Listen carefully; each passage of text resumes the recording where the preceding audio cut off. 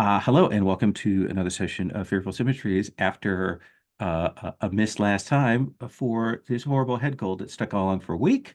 And then once the week was done, I handed it off to Sherry so that she could have a full week of coughing fits. So this has been a delightful couple of weeks. It's actually the first time I've run in a couple of weeks because I've had to bump every single game. We are taking up in the wake of the travails at the Bradbury Grove, at the Bradbury Estate last time. There are a couple of meta things we want to talk about, but I want to frame up where we're at, what you know, where things are provisionally. We're going to take a look at sanity and health and those things, and get that set. So the two older daughters have been deposited, not unceremoniously, but with some ceremony, in the hands of Audrey, the good wife, there in Quinton, in Lower Quinton. She has agreed to look after them. However, she said that she could not accept the baby, which is a situation that we're going to talk about today. That baby has been put in Dr. Wythwood's care for the moment, and we'll come and figure out how we're going to work that out. What you will pick up over the next several days is there is no news report, there's no written notice, there's nothing that appears in any of the papers in the area to speak to the Bradbury house, that anything has happened. There's no mention of Bradbury. There's no mention of the fire. There's no mention of the family, anything like that. It seems that whatever has gone on, the people of Upper Quinton have remained mum, and no one has gone to check on things. You know, the tension in Lower Quinton, that quite possibly they wouldn't have even bothered to go and check, even with the fire and the smoke and such. The only people who might have asked or spoken up or talked about it might have been St. John Hale and Dr. Elliott, but after their conversation with you, they have simply continued on with their lives, and avoided anything else. Just to confirm on one sort of outstanding thing, Audrey also agreed to, just for the completeness sake and things, she would take care of the repair to the wall that separates the estate from the north. So that has also been dealt with. But we also have some things on the table that are still outstanding. Last time you found that letter that is in the handouts from Dr. Conrad Yeager inviting Master Bradbury to a auction slash weekend at a house there in Norfolk, and some details, some names that are present in that letter. That letter is in the handouts, so you can check over the details of that. Of course, in terms of other things outstanding, you have some curiosities about other supernatural events that might be happening around ley lines. You have Portmore, and what he's doing down towards the south. These are a couple of things that are outstanding. So one of the things we want to do today is give you all a chance to go look into things, ask about things, do some scenes on that score. Also, if you do have a spell that you wanted to add to your arsenal, either from the spells list that we have from the books, or if there's something else you want to come up with, that's also still in the cards. I think, let me check everybody's thing. So, no one's health was severely impacted beyond Isabella, and even Isabella didn't go below half. So I do think that we can go ahead and reasonably say that that will return back up to normal. Stability will also return back to normal because stability is kind of generally the shock and awe and so on. If you are down sanity, he said, pointedly looking at Dr. Whitewood, that will require some time in therapy or by talking about one of your like how you're investing in one of your pillars of sanity to help restore you back up. So we'll discuss those things. Are there any questions before we go forward? I also gave people some build points, so you've got some things with that. So obviously the big outstanding question is Dr. Whitewood. How do you plan to handle this with the baby? Well, I think that we see Whitewood in the dead of night, arriving at his wife's. Well, it's his house. Right. Relationships with his wife, Emmeline, have become strained of recent times. And he deposits the baby on the doorstep and rings the doorbell, and then runs away. With no note, nothing? No note. I'm going to trust to Emmeline's native good nature, and also because Annabelle Gray is also living at the house at the minute, isn't she? Yes. So I'm going to trust to their collective good nature that they will look after this child. Maybe there is a note pinned to it saying, "Look after this child." Is this note in your hand? I think I will have torn it out of the Times and stuck it down with gum. Would you please roll me a d6, Alan?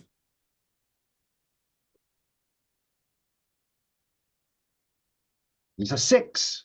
It is a 6. So I I don't I think that you're gone by the time that the door is opened by the maid that you still have employed, who will come in. I think we will see your wife come down. We will see young Annabelle. Annabelle come down, and there will be looking at this and much think. I think there is a rolling of the eyes, perhaps, from your wife at that moment. And if I may, I think all the maid sees is a shadow, just illuminated for a moment under a street light, and then disappearing into the darkness at the run. And they will take that in. That is a particular detail that we will return to later. Because you've been gone for a week and you have not contacted your wife. I have not. I am assuming that it is going to be a while before you contact your wife again. It is. I have a plan. Tell me, Doctor, with your sanity as fragile and as damaged as it is, how is it that you are going to work to bring yourself back?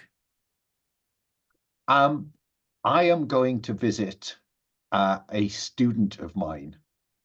I've added her to the NPC list right the way down as Dr. Jean Rayner.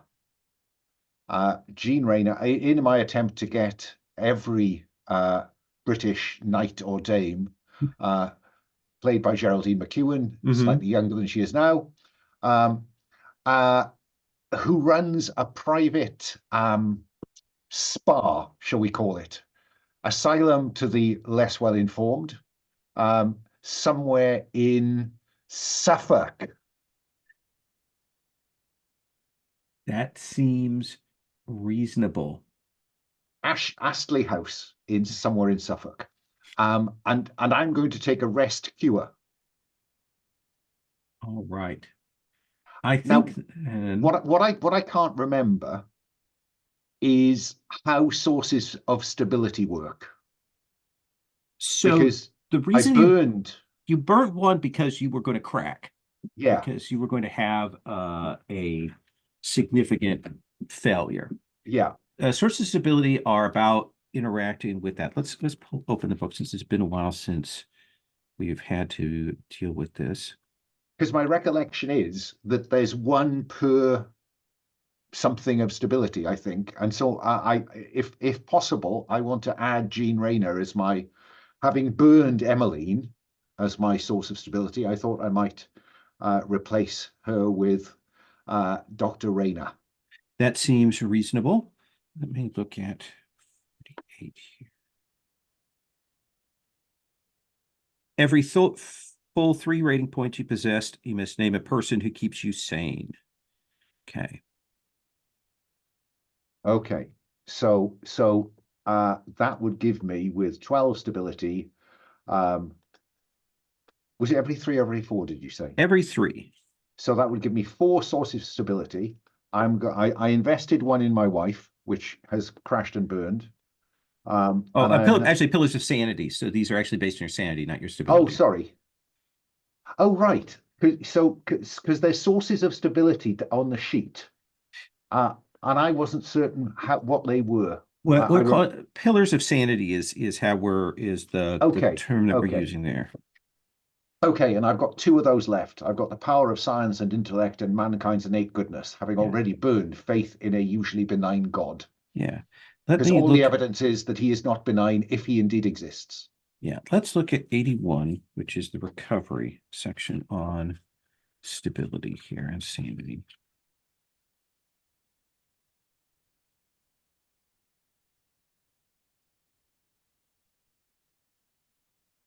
Okay, so right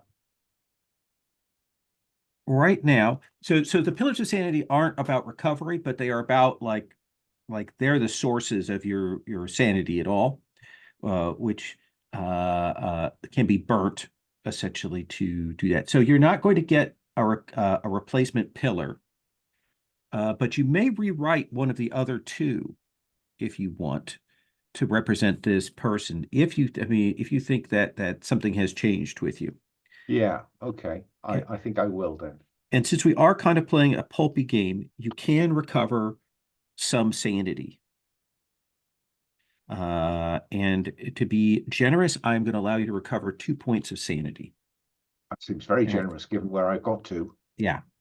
But that's where it's going to be. That represents the success that you had in defeating this mythos foe and so on. And so should I reset my max sanity to 5? No, because that still remains your max sanity. There Okay. is a possibility, with significant success during things, for you to do that. But right now, you're at that edge where it doesn't take much to make you crack. No, indeed not. That's why I'm hoping that Dr. Rayner is going to help me. So yeah, you will visit that. Uh, Rayner is perhaps surprised to see you again. Let's have a fate roll. Roll me a d6. 5. She That's will me done for be the day. sympathetic to your plight. She will apologize for not having reached out during How could you know, my dear Jean? How could you know? I no, I could know. I knew that you were much put upon. And she pauses and she says, and I knew that you had esoteric interests, Uh, but I suspected that whatever had gone on had been rather overinflated. But my own position here meant that I could not aid you as I should have, doctor. yes, You, yeah, Jean, you mustn't believe everything that was in the newspapers. You really mustn't. well, I don't. Obviously, I don't, because you certainly wouldn't have been involved in such things as that. Absolutely not. Um, but yes, if you, I can quietly and anonymously provide you a place to relax. If you wish to discuss things, we can do that. Or if you wish to simply take the rest cure, you are more than welcome to do that. I think a rest would be very helpful, Gene, very helpful. And how is Emmeline? Uh, well, very well, terribly well. Well, all right then. Um, She won't be visiting. and you see her very clearly register, okay, I don't think I'm going to call his wife. Like that's a decision she clearly makes in that moment. And she will show you, across the lawn to a private bungalow that you can set up in. Richard, Yes. what are you up to in the wake of this, in the recovery and all of this afterwards? Richard is still frustrated by his colleagues' stubbornness, refusal to embrace the path that they walk down. Uh, and, he's been doing his own experiments. And when he turned to the wider circle, that was when, he blames everybody else for that, really. He thinks that they stayed true. Maybe as a player, I look at everyone having all of the magic points by the end of the session, and the end of the mystery. But yeah, he's been determined to do it. So he's, I think, spent several days in like fasting and purifying himself and going through the rituals. And I've represented that by am I allowed to spend build points on stability? Right? I believe so. Yeah. So I've But raised my ability to a max. I can lower that down if it turns out to not be how the rules work. But yeah, because he's like, I need the power I need to get on. And I think he's a bit tired of having to work. The legal firm's been sending, he's been away for a week from work. He had one of his colleagues do it. And I think that he's going to start using the Zoas to his own advantage because he has access to the he has access to dream. He has access to the astral plane, I believe. All kinds of things that could help a man, make some money without having to deal with the mundane problems of this world. So I think you're going to use the ethers for material, for material and personal gain. yeah, and the way he sees it is it's to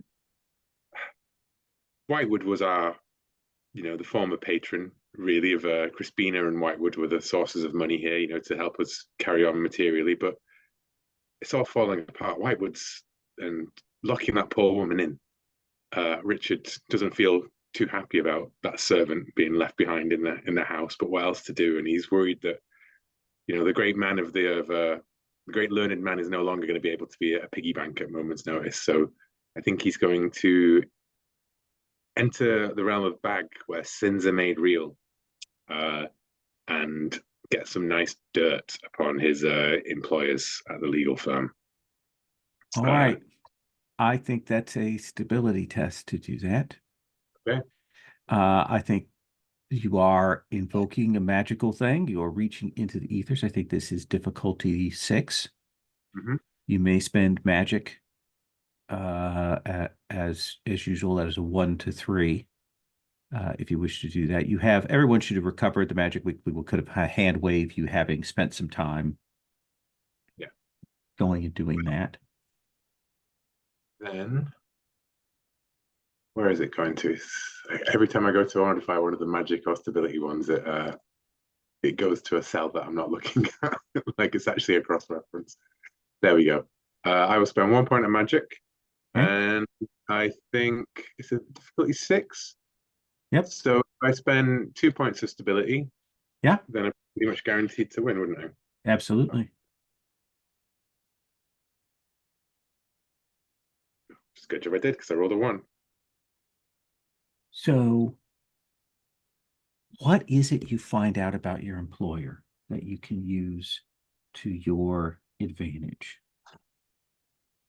That my employer maintains a copy of every private correspondence they sent to him, and he's been destroying legal documents at the request of certain people for money for quite some time. This whole law firm is, entirely corrupted. Basically, it's been helping the great and good,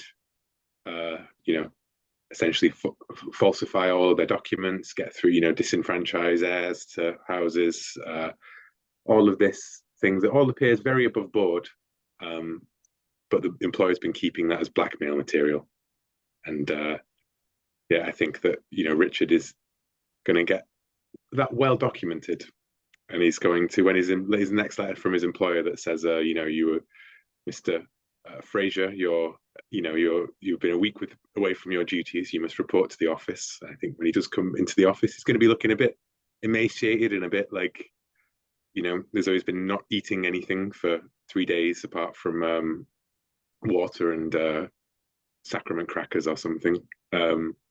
And he's just gonna, it would be.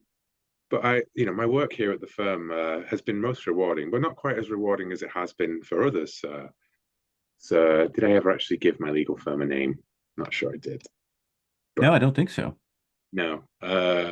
Let's call them Rotherson's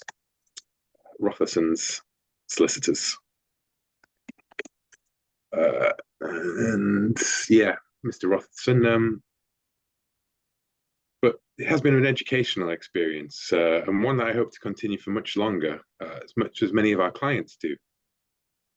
It would be a shame if they were ever to find out about what you're keeping in, your Somerset house. And I imagine that there is a quiet, a hush that falls over the meeting there.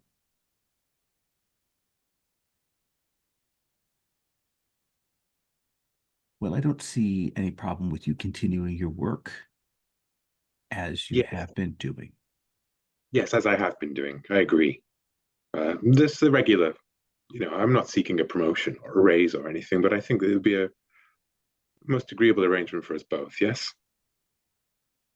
That seems more than reasonable, Mr. Fraser. Good. We'll consider it, if you wish, a sabbatical for you to work on your next splendid book. Yes, of course. Book 3, as you know, is underway right now. I'll make sure you get an advance copy. You are too generous. And do give my love to Martha, who I think is his mistress, because I think I've seen all of his sins. This is just the one that I monetize, And Martha is perhaps, I think, the one of the secretaries in the room typing the notes up, perhaps. I do think that as you are leaving, as you are perhaps taking the train back to Oxford, I think because you rolled a 1, I think that there is this bit where you will feel the eye of Bag, the eye of the angel on you. That weight of judgment and watching, that feeling of somebody reaching and holding you up, just waiting to put you on the scales. Yes, yeah. The shadows I saw reflected back upon me within, I think, the silvered mirror that I used to observe all of these things. For a brief moment, the reflection, in the window shows that across my face or something. Maybe the flicker of the angel standing in judgment behind me. Excellent. Yeah, but now I am free to pursue what really matters, and I absolutely. You've thrown off those shackles. Material chains, yes. All that remains for me now is to come up with some way of placating my brothers. fifth or sixth letter demanding Yes. to get right. Let me come then to Isabella. If you could change your name in the thing too. I'm sorry. That's okay. Isabella, you had mentioned before wanting to go and check with Armitage House. Yes. Is that what you wish to do, or is there some other thing you wish to? Oh, yeah. I think that I need to go see Armitage House. Now, I don't think we've established where it's located. Do you have a So, thought? I almost want to say it's somewhere in East Anglia, but I have to take the train to get. But I don't know. It could What be would a somewhere good in guess? on the coast of Suffolk. Yeah. Post of something. Okay, yes. Okay. Hmm. It is a ways outside of London. You will head to there. They have a person and sort of a center there at one of the universities there. Um, uh, uh, is there a significant university in Suffolk or college? No, no. Oh, Okay. no. The nearest one is Cambridge. Okay. So I think perhaps there's some kind of significant anything. Let us for the purposes of this say that there is a historical society Okay. like for the region with a library, a museum. It is off the beaten path. There are some comments on Suffolk in the chat here that I will not repeat. But I think it's lovely when I get there. So there yes. you go. There is a Scotsman named Seth Gallagher, who is, oversees things there and apparently works as a kind of a assistant for people going to the continent, coming through England and so on from America, for the American Armitage House and so on. And he will greet you warmly. Older gentleman. I am not doing to do a Scottish accent in any way, shape, or form. But he is pleased, and he will say, "Miss Grimaldi, very very pleased to see you. I had word sent some time ago that you were present here in England, and some sketch of your activities in California."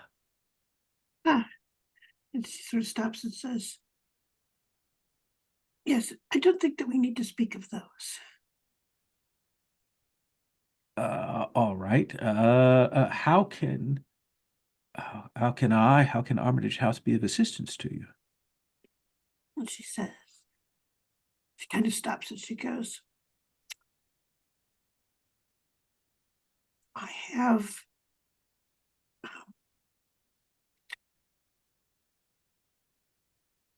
engaged in the magic of the Zoas. I'm considered a magician now. Well, you've always been a magician, as I understand it. Yes, I have been, but perhaps of the, as he sort of stops and goes, particularly English sort. Never mind, I'm not particularly good at it, but some of my fellows are. Things are getting a little crazy. She goes, I need some sense of what Armitage House is watching here. For instance, and she gets very quiet, has Lord Portmere come to your notice? Lord Portmere is on our radar. There are a number of incidents within the Isles that we have been watching, strange goings on, but there are always strangenesses. But Portmere is certainly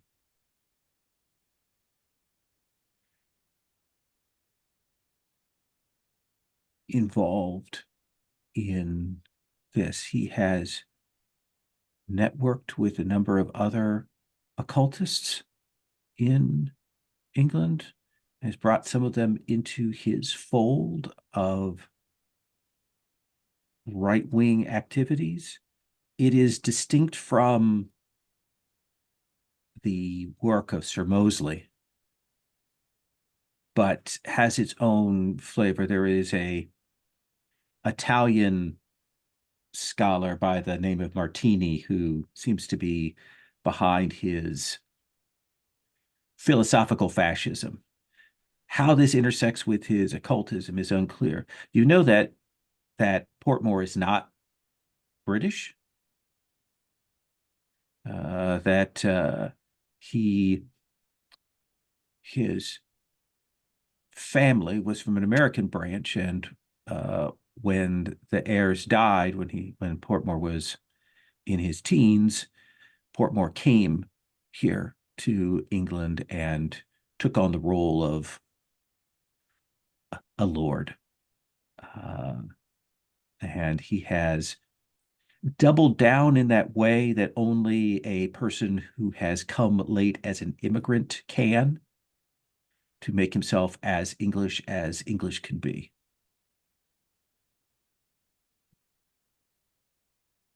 But there are places of significant supernatural power within the Isles, and Portmore has been working to put those under his control.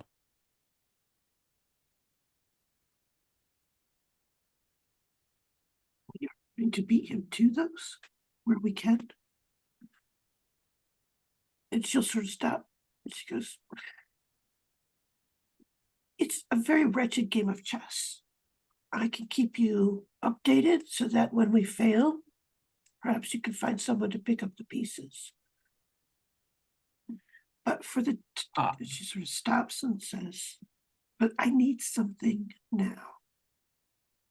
Well, I was going to say that I had rather thought the positions reversed. We have tried to put people close by to Portmore, and twice, and each time they have gone missing.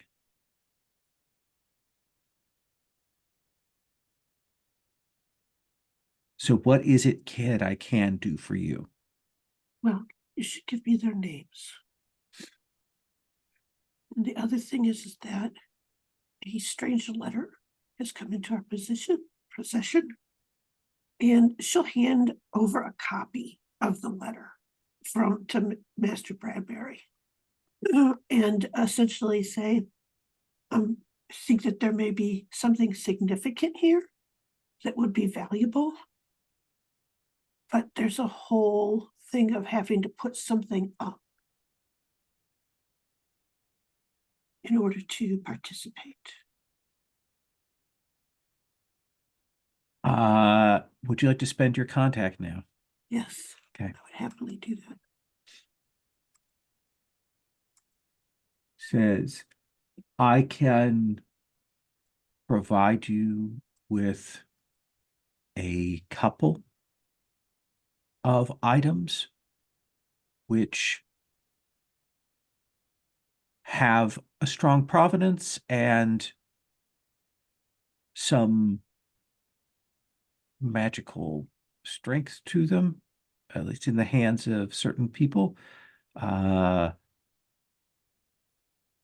Things that are perhaps not too dangerous to let out of our hands. Let me confirm with this back with the people in Arkham, and I will send these things to you. You said you are in Oxford? Yes. Give me that address and I will have these things sent to you. Off the top of my head, there is a statuette and a book, which I think we might be able to turn over to you for this purpose. She goes, I've written up the notes. And she'll sort of hand, like, essentially a rundown of what has happened, with nothing that implicates her fellows, but essentially talks about what the back and forth was and what came of it. So, including the stuff with the dragon and all of that. I do know this Conrad Yeager who wrote the letter. Really? He is an occultist of the old school. He practices certain arts regarding the old magics of Britain, explores the other realms, is what he has said. I found him early on merely odd, but when I saw him, a year and a half ago, he seemed more disturbed, let us say. But he has done and sunk some of his money into Mather's house there in Norfolk. All right.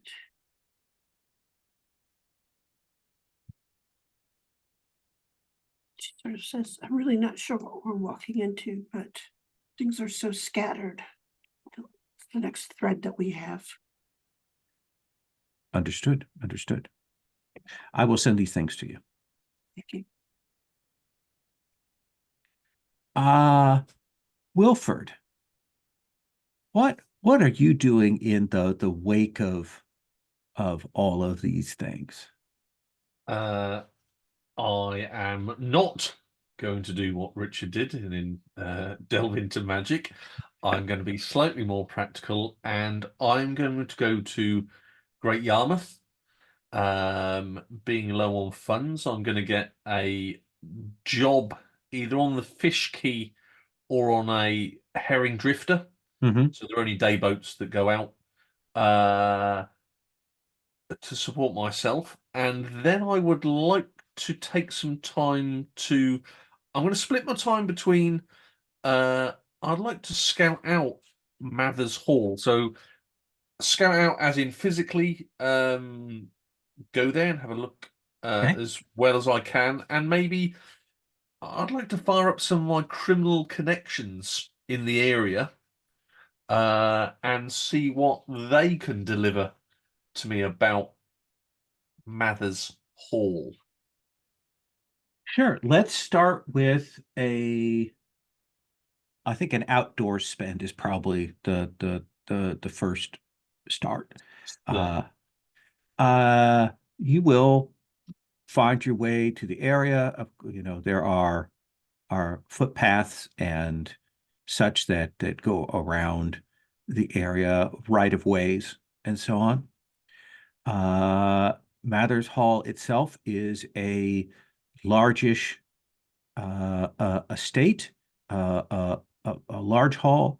You will have to understand from talking to people that it has a staff, but not nearly as many as you would expect.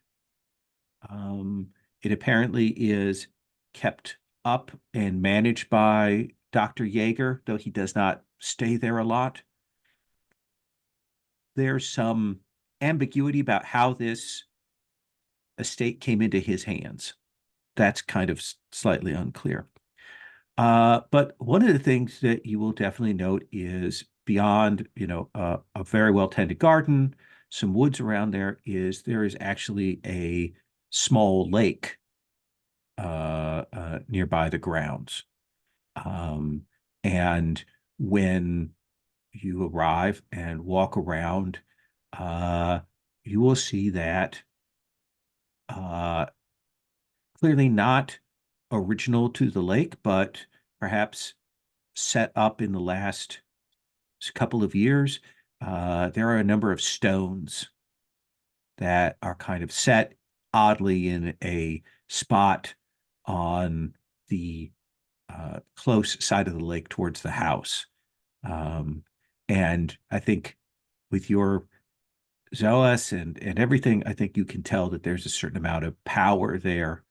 And I think you will realize that, you've seen the maps of the ley lines and such.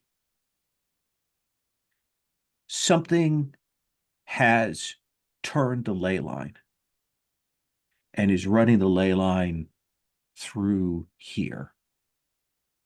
And you suspect that those stones that are there on the lake are the place where that manifests here.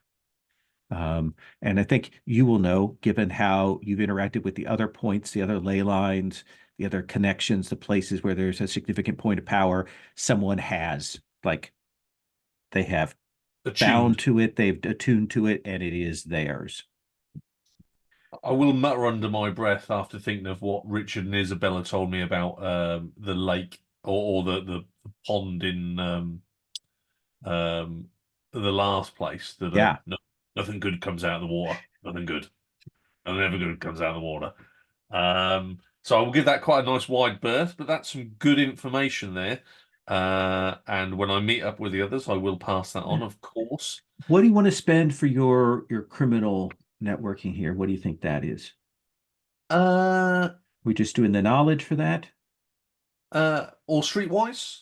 Either one would be fine. I'll go for the knowledge, actually. Okay. Is there anybody that has performed a job on the site, as in a criminal activity, or anybody that's even attempted it that can say what went wrong, or maybe somebody has gone in there? I mean, if it's not used very often, I thought it would have been quite a good opportunity. So therefore, if nobody's taken up or somebody has but didn't quite succeed, I'd be interested. I think that you will ask around and people will talk, and there'll be mention of a couple of people, a while ago. And then they say, but we got word not to muck with Jaeger or with the house. And they'll say, there's a right gangster from London. Used to be big there. Guy named Brody Chaplin. And I think, like, you would know, like, he used to be quite the figure there. And got stabbed. This would be back in the early 20s. And ducked out of there. He went to Manchester because he had a cousin who was there. He ended up killing his cousin and kind of taking things over there. And a few years ago, kind of dumped out of that and turned up in East Anglia. Sounds like a right rummin'. Yeah. Has money, has connections, and apparently he is a friend of Dr. Jaeger's. Good to know. Good to know. And like after there was a break-in, after a job, he came down and he had a talk with a couple of the big boys around here and made it clear that he would consider it a personal favor if A, they would stay away, and B, they would give him the name of the person who broke in. Okay. And that young man washed up on the shore a couple weeks later. I was going to say excellent, but that's not excellent in any way, shape, or form. Okay. Good knowledge. Good knowledge. Okay, so we've got a hood involved. No, that is a really, really good. Thank you very much. And that's Brody Chaplin. Yep. Brody or Rody? Brody with the B. Brody Chaplin. Okay. Well, at least he's not a Cray. I know enough not to drop that name. Yeah. So let's do another go around before we bring the group together. We may do a little bit of this and then come to our break, but we'll do this. Dr. Whitewood, after you've had a chance to recover, after you've gathered your wits about you for a bit and that week and still not contacting your wife, what is it that you do next? Do you head back to Oxford, or is there some other thing that you wish to do? I think that yes, Oxford, because I need to talk to the others, because I've been reading the rule book on mystic visions, page 62, which appears to be a way of spend stability, see magical things, often by spending stability on sense trouble, etc. So what I'm thinking is I've begun to be troubled by visions. I think given how close I came to cracking, that's perhaps not a surprise. My peace and quiet at Astley House, and I've added a picture of Astley House to the NPC tab, has given me a degree of balance has returned. I think I'm still not at my best. The hair is still quite slightly wild and uncombed. The beard is slightly raggedy. But Jean Rayner has done me some good. And I've added her as a contact because I've been checking up on sources of stability. They are contacts that you never have, you never burn them. Well, you burn them to get stability back, but you don't have to respend to make them to get them back. So so I've added Jean Rayner as my 5th contact and one of my sources of stability. Okay. And yeah, so yes, I've been troubled by visions. And so I'm keen to talk to the others, and Oxford seems to be the logical place to go. Should we bring everyone together for this conversation, or do you want to talk to one of them? Which would you prefer? I think I will, if Isabella is back at Oxford, I think Isabella might be the person to talk to, because I am uncertain about, as I always have, Mr. Fraser. I worry about his stability, frankly, Isabella. But yes, I've been having dreams and seeing things where things aren't there.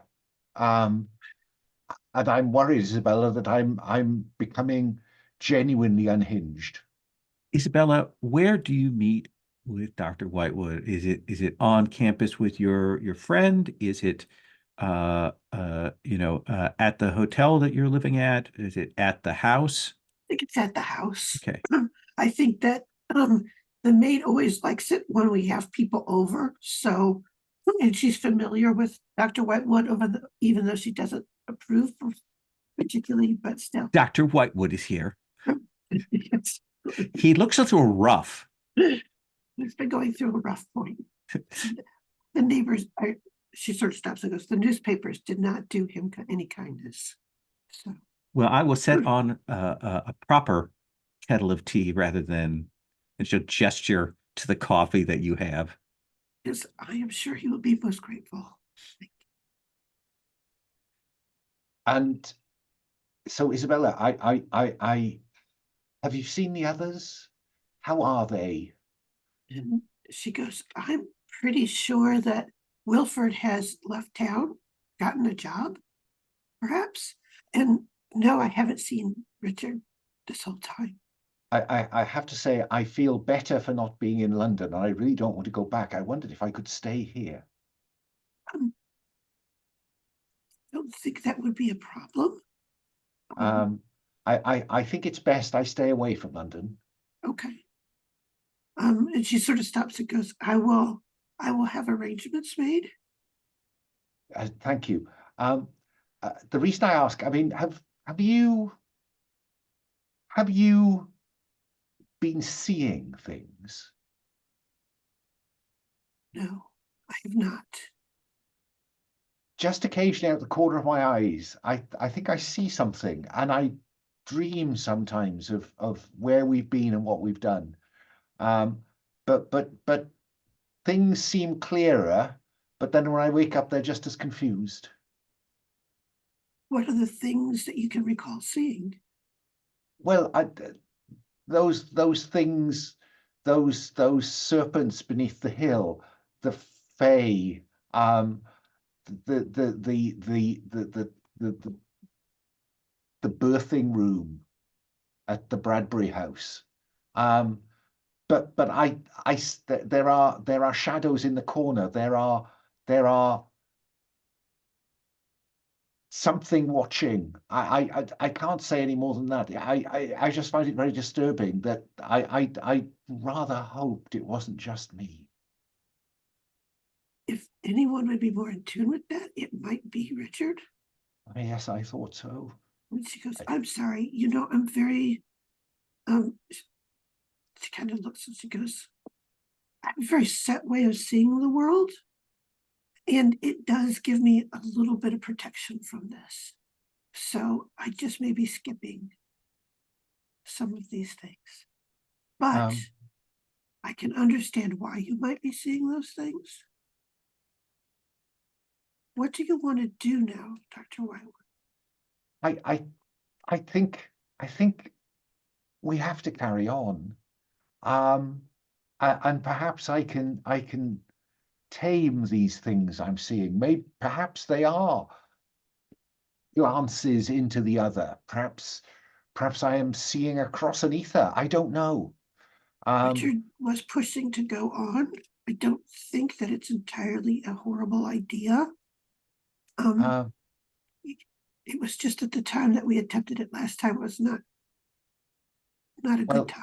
I have to say, in part, I wondered whether the fact that had failed so badly, that's why I asked if anybody else having these effects. I was afraid that perhaps all of us had been somehow altered by that attempt.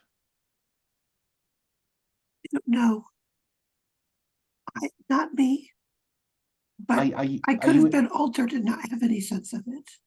I see. Do you think that are you in touch with the others? She goes, I've seen Richard once. We had tea. An address? Would it be possible to call them here? I really don't want to go to London. I felt the dark cloud settle over me when I spent time in London last. And she nods. She goes, just going to the train there. Yes, I understand. All right, I will ask the maid to make you up a room. All right. Oh, thank you. And that you'll be staying for a week, I will say. Yes. Okay. Yes, a week. A week would be very, very helpful. Thank you. And she goes, and then she'll go and get her stationery. And she goes, I have a post office box, I think, for Wilford. Probably a telegram, a place that you can send telegram. Okay, that would be good. So I send a telegram, fill out the form for the telegram. And then Richard has a place here in Oxford. Yeah. Yes. Then I suppose we can drive over to see Richard. Very well.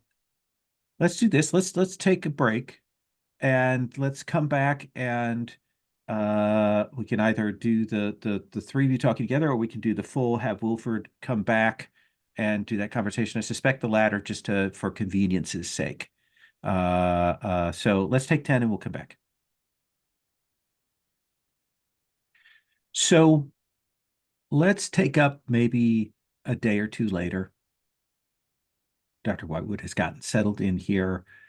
Wilford, you've received a telegram, has been delivered, asking you to come back for a meeting with your compatriots.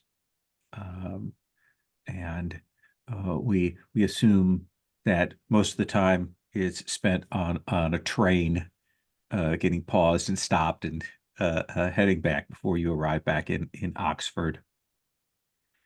And I think we'll assume the house again for the place of the meeting, Richard.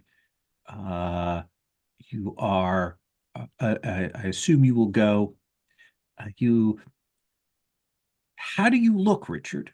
Do you look more gaunt? Do you look more enervated? Do you look like what's the difference between the last time I saw you, a good couple of weeks ago? I think he looks, his hair is, longer than it would than the respectable cut he's always had to go into the office. He's allowed like stubble to grow into a beard rather than shave, and you get the impression that he's, this is the first time he's dressed to go outside of outside of his house during the daytime in probably like a good week, and there's lots of stains on his fingers where he's been, using various ochres and dyes and inks and things to perform ritual circles. He looks very impatient with everybody.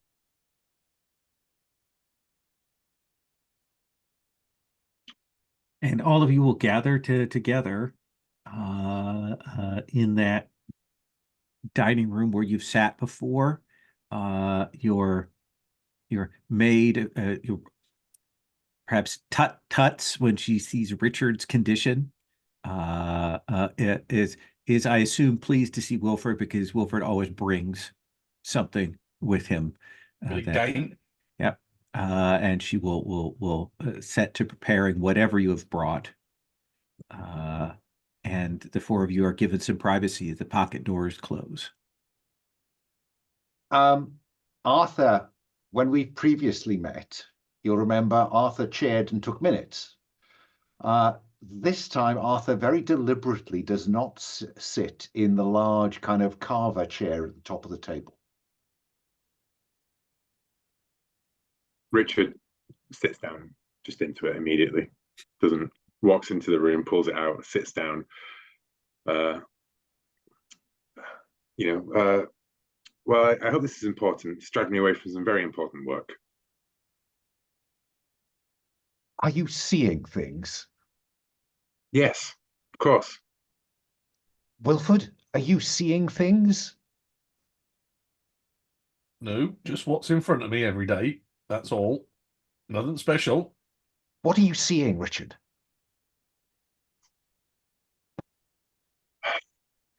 The workings of reality, Whitewood. What are we here for if not to see this, to perceive it beyond? Don't tell me what you're here for. Tell me what you see. Specifically, what you see. I see the darkness that stains men's souls, the angel of judgment standing above us. I see the realms of dreams beyond. And with your help, I'd hope to see further. Why? Tell me, are you seeing things now, Doctor? Have your eyes finally opened? Have you turned away once more? I'm just aware of things. When I try to focus on them, they're not there. There are images or shadows or shapes just on the edge of my vision, and when I turn to look, I can't focus on them. They're not there. I dream of some of our experiences, and I get an overwhelming sense of being watched. Watched? Fascinating. Watched. I wonder by whom or by what. Perhaps we should. I don't. This is why I asked Isabella to bring us together to discover whether anyone else was having similar experience. I feared that the failed attempt to breach the ethers had in some way altered all of us. But it does not appear that either Wilford or Miss Grimaldi are sharing this experience. And I'm not sure that what you describe is what I am describing as experiencing myself, Richard. We each bring our own truth to the universe, Doctor. Perhaps this is yours. So are you suggesting we are all seeing things, but we're not, either Wilford and Isabella aren't conscious of it, or you and I are seeing the same things through different lenses? What are you suggesting? I am saying, Doctor, that perhaps you are finally open to a door that you were pushed against and then turned away from. We claimed the ley line. We set things in motion that night with Crispina, and it has moved on without us. Perhaps you have simply kept your eyes averted from it, and now you, after the events of the Bradbury estate, you can no longer turn away. But I'm worried what it's doing to me, man. I condemned that woman to burn alive. Yes. Because that was all we had in our power. If it was to be worth anything, perhaps we need to grow. This is what I've been saying. We need to push further. We need to be the champions of Albion. I look at Wilford and Isabella for some kind of response, because I have nothing to give at this point. Oh, champions of Albion, that is what we did form to do. Or at least recover Albion. I will agree with Richard on that, Doctor. That was the original intent. Isabella? Maybe we have strayed a bit too far from that at times, but you also have somebody else to think about. You have a young child now, Doctor. Yes. He's perfectly safe, obviously. I thought it best to keep his location secret. A wise You were choice. going to take him to your wife. Oh, did I mention that? No, it just seemed like the logical place. Yes, it would have been the logical place, but I thought if it was the logical place, it was the logical place not to place him. Oh my.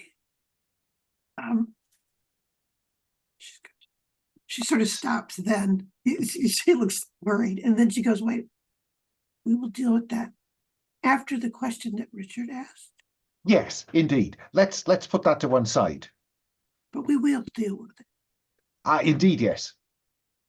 And she sort of turns to Richard. She goes, we had spoken after the last attempt that we would try to move further on. Yes. Still plan to do that. Yes.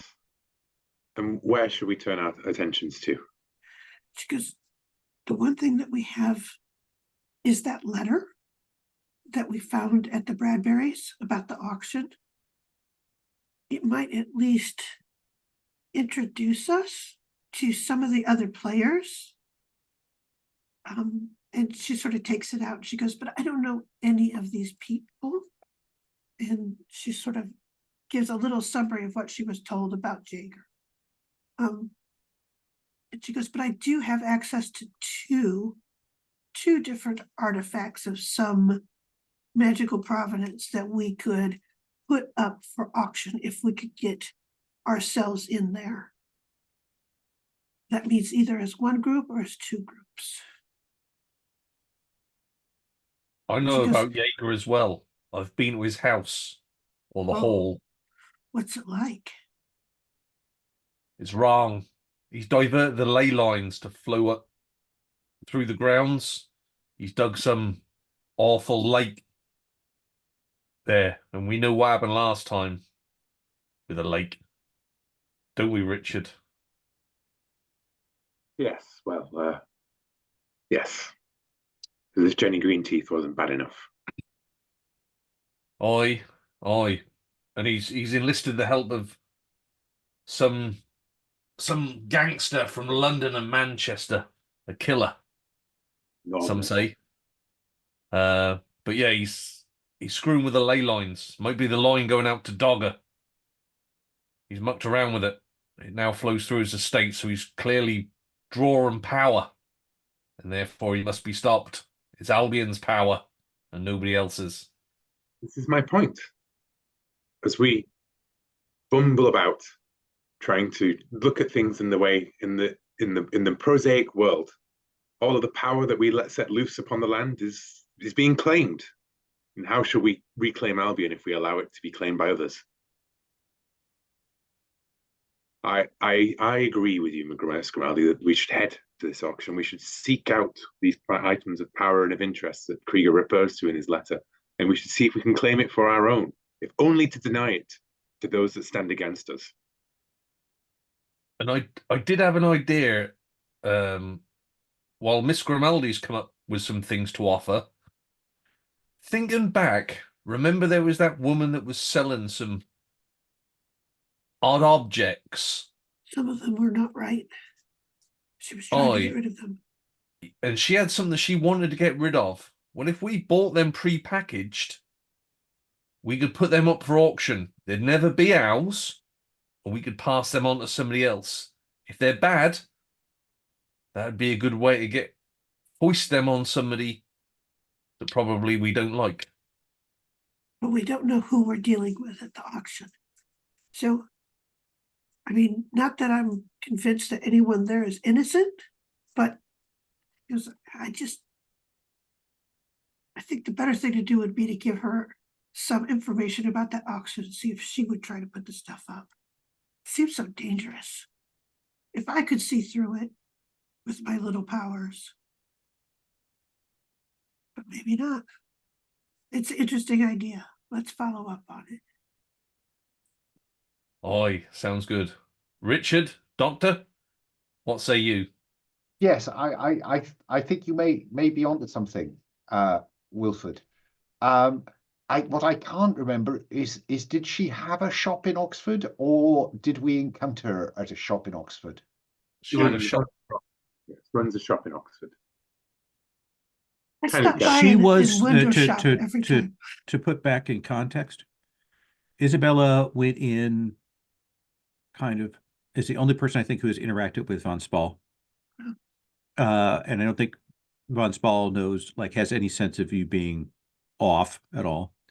Von Spall, is the person who directed Crispina to chess over in London. That was kind of the link there. Mhm. And she did have some objects that were dodgy. Yes. Yes. They were the sort of thing of once you get hold of them, it's hard to get rid of them. Mm. He was Crispina's agent in the purchase of Le Dragon Rouge, I believe. That rings a bell. Clearly a woman with connections, much as that unpleasant little man and his spirit in London. Or the spirit with the unpleasant man. Hard to say Yes. which way round that is. They were both whatever their nature, they were both unpleasant. I can tell you that much. Aye, I will agree. So should we approach the von Spall woman? That's, We have two items of interest. Yes. Do we need to approach von Spall? it's just a spike, I think. Oh yeah, I'm attracted by Wilford's suggestion that if these items are, Cursed, I tell you. for instance, they might be something with which we could thwart our adversaries. Still fumbling around in the dark, aren't we? Still fumbling at the toys that the others play with so readily. What have we added to our bow in our last encounter? We've a child. We've acquired a child. We took something evil off the board. Do you not see that, Richard? Yes, I suppose. One less evil in an island that seems to be filling with it ever more rapidly. I Look to the continent and you can see what happens if you get too much evil. We must stop that. I didn't fight in that war to get evil like that overgrowing the world. Britain still stands. Well, that we agree, Wilford. Yes, indeed. Well, I suppose, if nothing else, it would be more to our favor to arrive at the auction with more items on offer, than less. Perhaps it would only strengthen our hand to not be seen as the dilettantes, the fledglings that I fear that we are, despite all of our work. How, though, can we obtain these items without suffering the curse ourselves? That's the bit of this I'm unclear about. I was thinking we just purchase them, get her to put them in a packing crate, and we'll get them shipped directly from hers To the auction. to the auction. We will never take possession of them, apart from purchase them. Yes. I'd like to make, I think, occult seems reasonable here. Okay. Is that kind of slightly practical way of looking at possession likely to affect items of occult nature?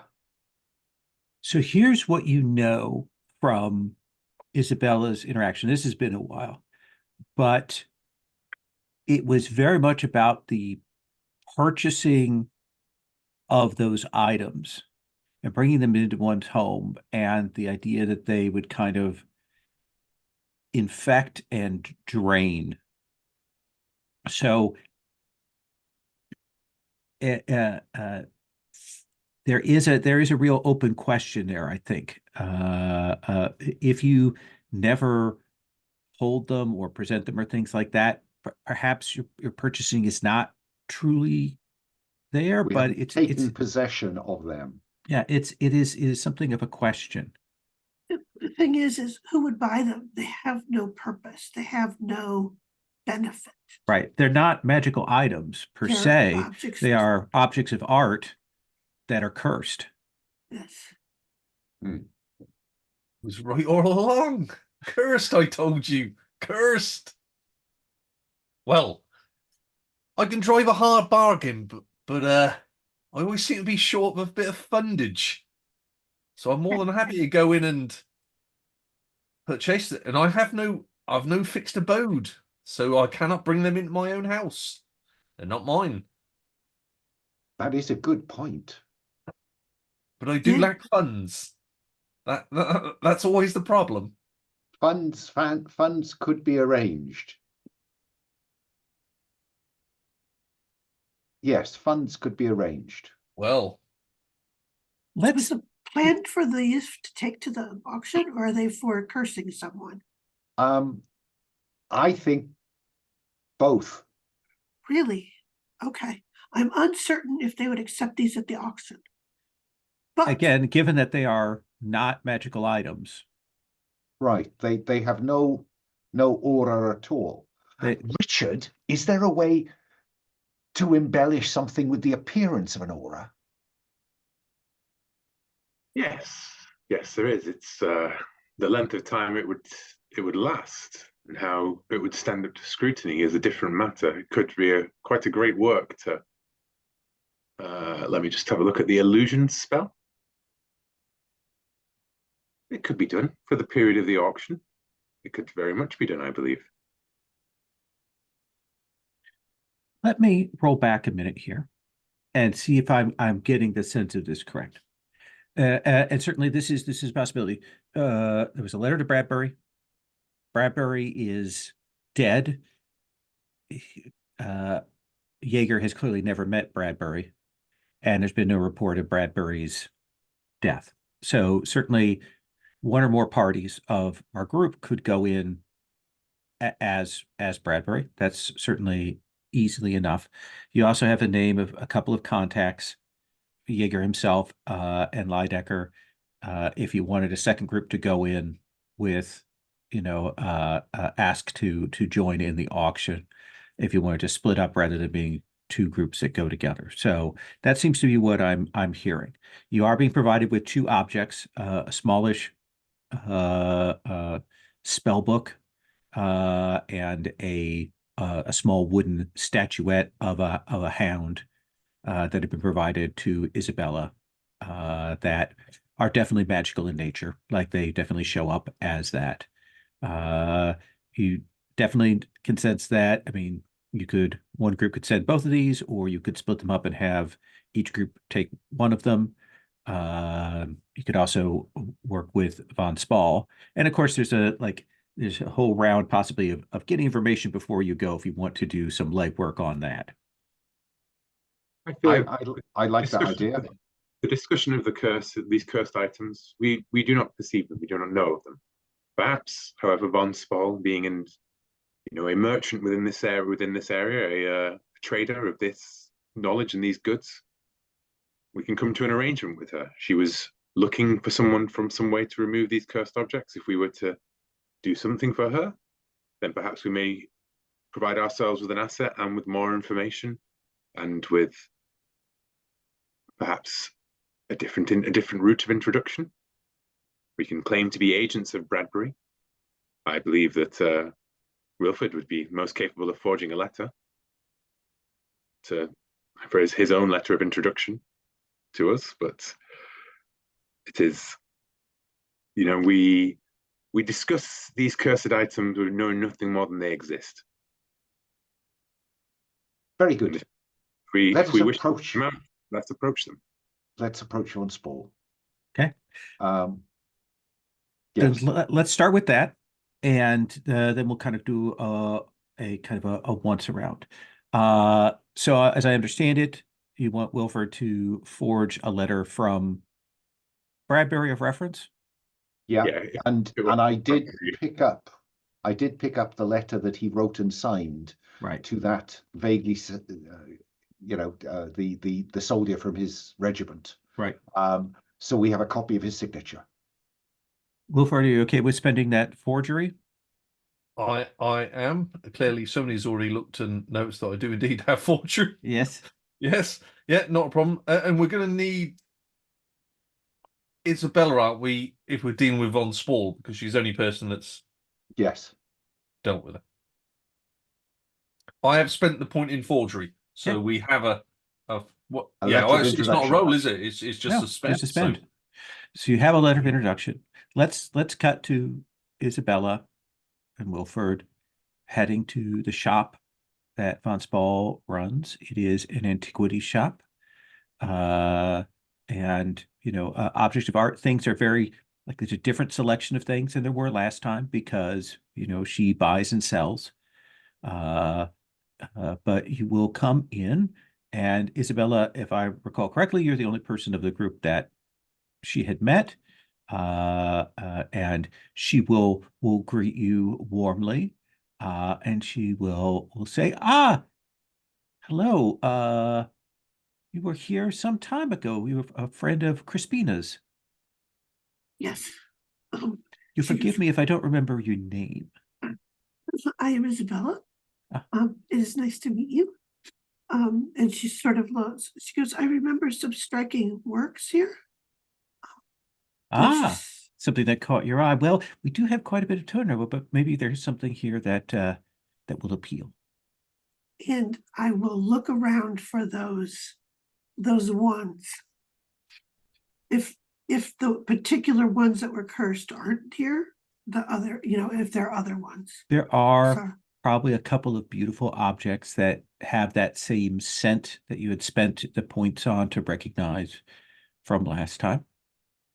Are they new? Are they different ones? They're different ones. Do I get the sense that she creates these and like the power is to her advantage?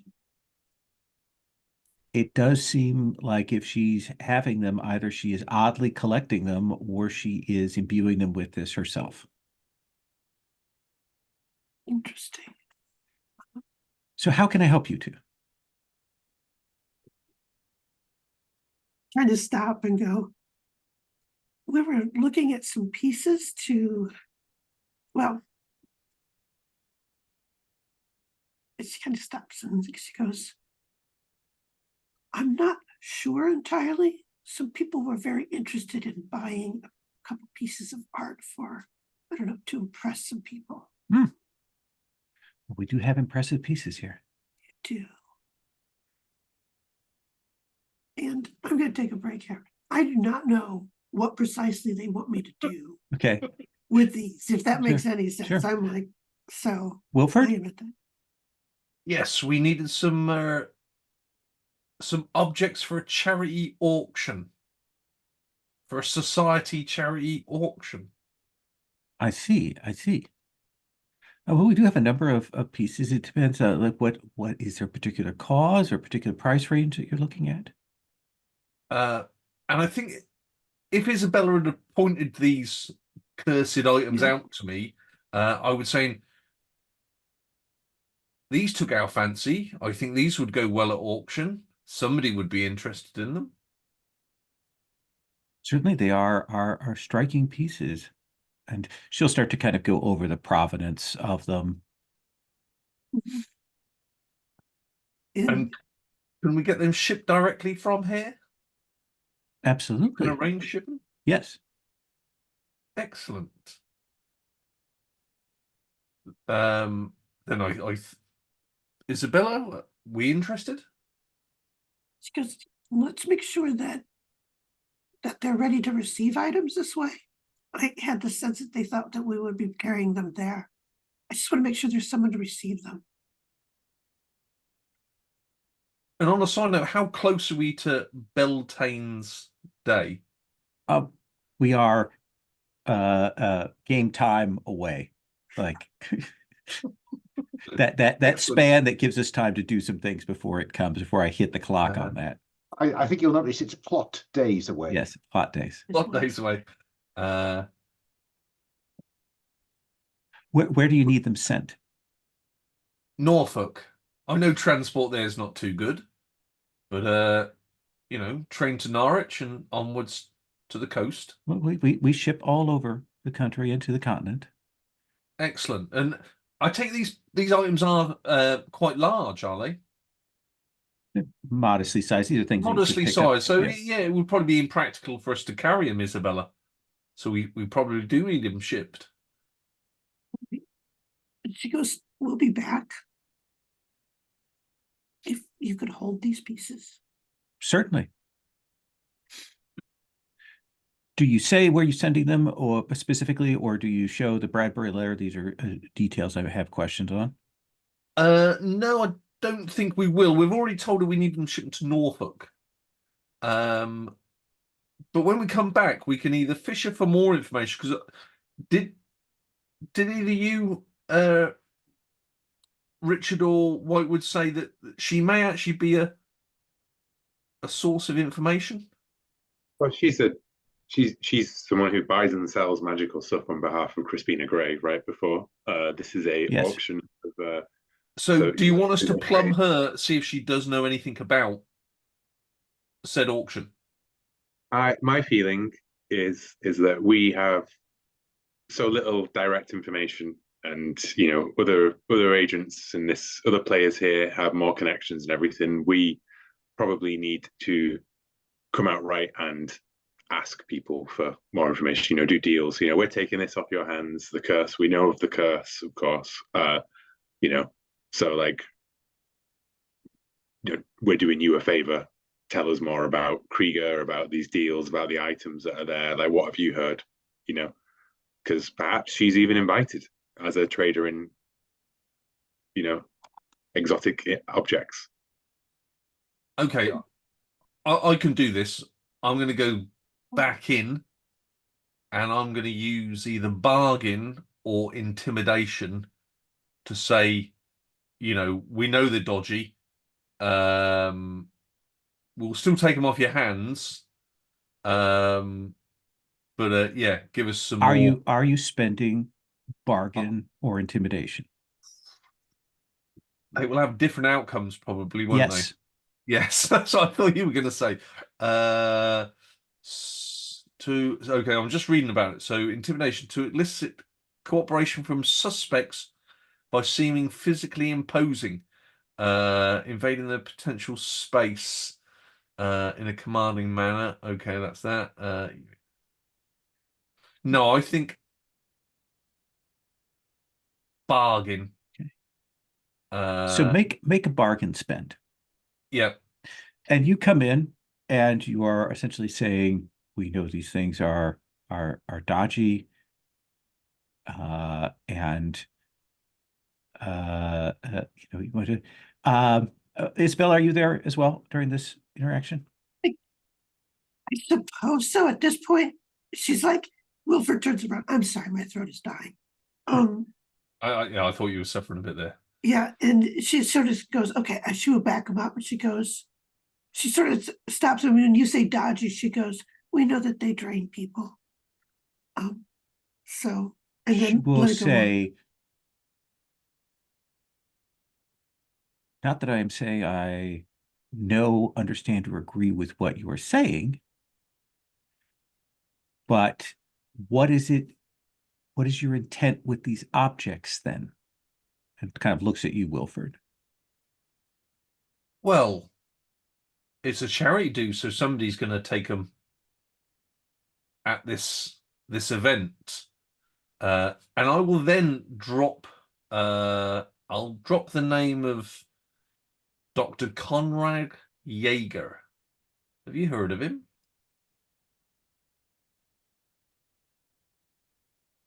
May I speak frankly, Mr. Brumble, was it? Mr. Brumble, yes, you may indeed speak frankly. I know of the auction that you are speaking of, and these are not objects that you wish to send to that auction. These are not inherently magical in the sense that the auction would wish, and they are not to be put into the hands of people of that kind. How do I put this best? They would take it as an offense should things of this kind be put into their hands. I do not sell these kinds of objects to people like that. The objects that I am taking to the auction are not Real. these. They are significant objects of interest to be brought to this exchange. If you are attending, I would suggest that you look for something else. If you wish an object of the kind that you would take that comes with no strings, as it were, attached, that I can arrange. I do not want to get off on the wrong foot with either of you. I do not want to put you in a position, especially if you are attending the auction as well, that we should be oppositional in this. I see where you're coming from. And then I take the point that your items don't want to arrive there, really. I'm sure that would, while the blowback would mostly be on us, I'm sure there could be some. Mostly, I would very much dislike to be tangled up in this, associated with this. I now understand where you're coming from, and I like your frankness. Now that we're both frank, that is fine. Yes, most definitely. Yeah. There will be people there that will see through these things. People Beyond of significant power. People with knowledge and vision. Very well. We will indeed work alongside you at the auction then. Do you need me to obtain an object that you could put into the auction to gain your entry? No, we have items that can fit that bill. Do we not, Miss Grimaldi? We do, but we could use an introduction. Definitely. I am familiar with a person, Mr. Hamish Lydecker, who, were I to give a word to them, I could obtain likely an invitation for you, if you wish. Given that you are friends of Crispina's, and given perhaps that if I have friends who are at the auction, that might assist me in my own bidding, as you may see. Indeed. Yes, an introduction would be of most help from Mr. Lydecker. And I think that's now given us two thinking meta. We can now integrate two parties, can't we? Because we could go as somebody could use the Bradbury cover we and could use the Bradbury one. We've got two objects, and this is our second in. Yeah. She will say, if you will write out the particulars of the, and she pauses here, identity that you wish to attend under, then I will be more than happy, though I would, this is the kind of thing that, how do I put this in a generous way?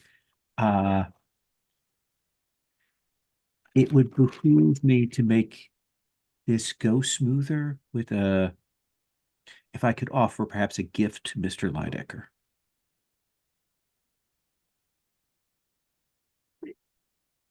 Or I'm quite tempted to make that intimidation spin now.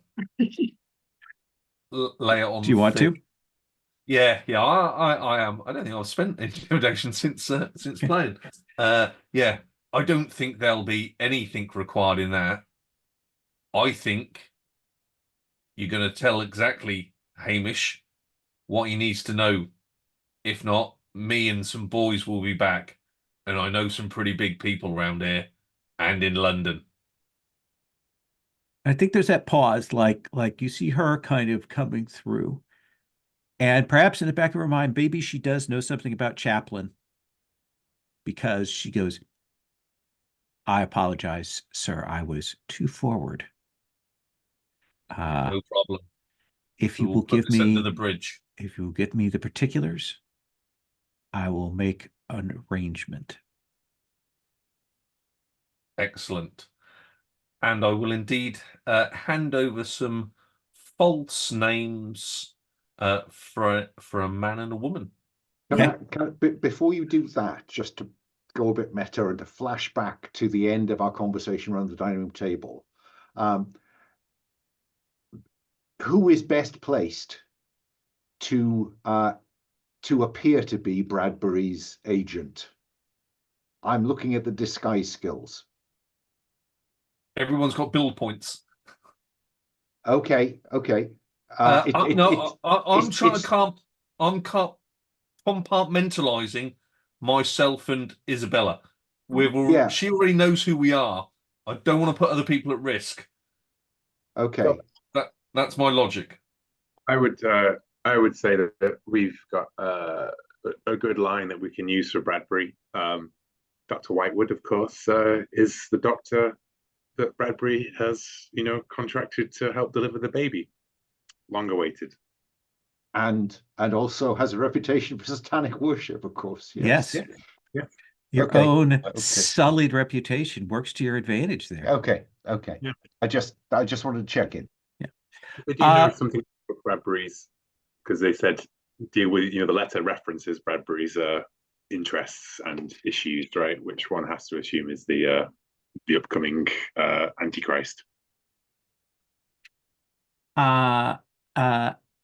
So Wilfred, I will be what can that's over something from Italy. I will be whatever, like low level. That will be what they say, but I'm clearly. I will appear to be Italian. Okay. That's essentially it. If that makes sense. So my Italian sounds American to Italians, but so yeah, you will be able to. She will agree. She will take your particulars, and she will go to make a call and make those arrangements for you. And within a few days, you will receive a letter from Dr. Yeager saying that understood of your interest. His colleague, Mr. Lydecker, had spoken to him that you have possession of some an object of some interest, and you are welcome to come to attend. They've had some no-shows, so they are more than willing to have you fill out. And they instruct you to pack for a full weekend. That it will be a weekend in the country for you.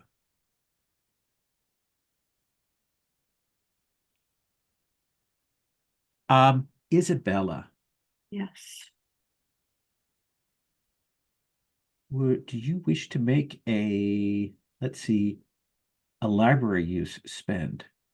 I would love to, if in fact you would like me to. I think you can. Actually, no, this actually for you is probably a forgery spend. Oh, okay. Excellent. I have that too. Yeah. There we go. You get that letter. You also get a letter from Hamish Lydecker confirming for you this whole thing. And you are looking at it, Isabella, and you remember that you went through something of Melody's papers and things when you were there before. That's how you got the name of Tobias Kenway, the fence that kind of works with Von Spall. Yes. And I think that as you're looking at the Lydecker letter, you will realize that this is Kenway. That this is his handwriting, and clearly he is all up in this business.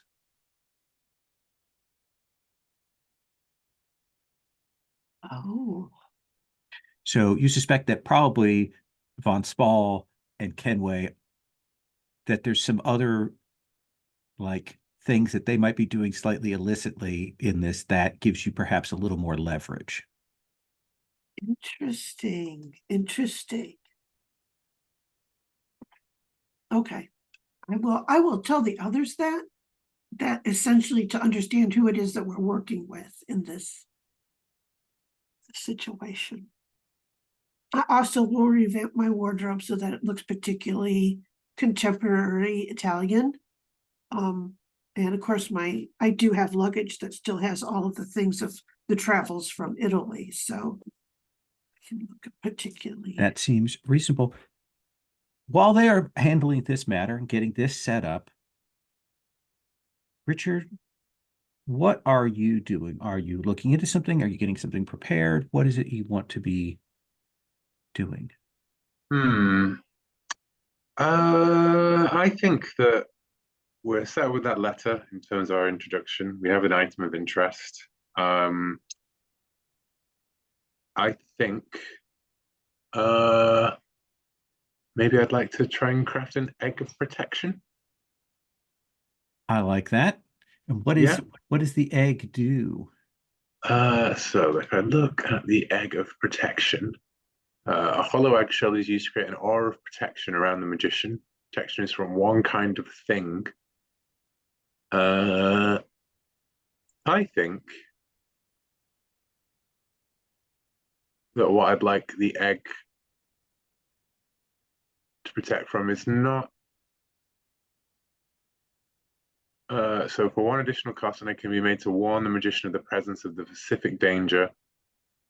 So I think that not knowing what we're going into, not knowing any of these things, knowing that we're about to enter a group of magicians who are likely to be arrayed against us, I think I'd like to form some sort of, like warning that magics are being worked upon me. So if somebody tries to do a hex or the shrivening or something like that, that it will warn you. Okay. Yeah, that it will warn me and potentially provide some protection against it, I think. Okay. So it's a stability test of 4, typically. Okay.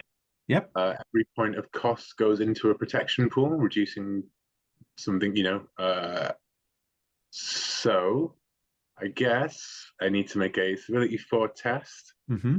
And if I'm right, then I invest extra stability on top of, so I invest stability points into creating the protection? Yes. Okay, so I will, I've got to be a 4. I will spend my other point of magic. Okay. That's 3 for the test. And then I guess I'll answer the question about whether or not, if I, depending on what I get in the roll, right? That seems reasonable.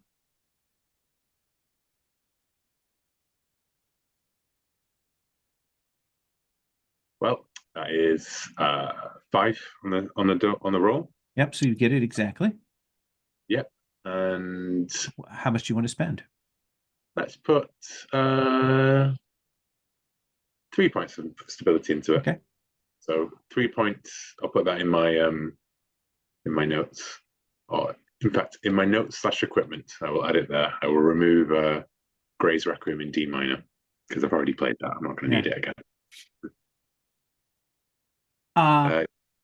Yeah, I imagine we see you in your rooms performing this ritual.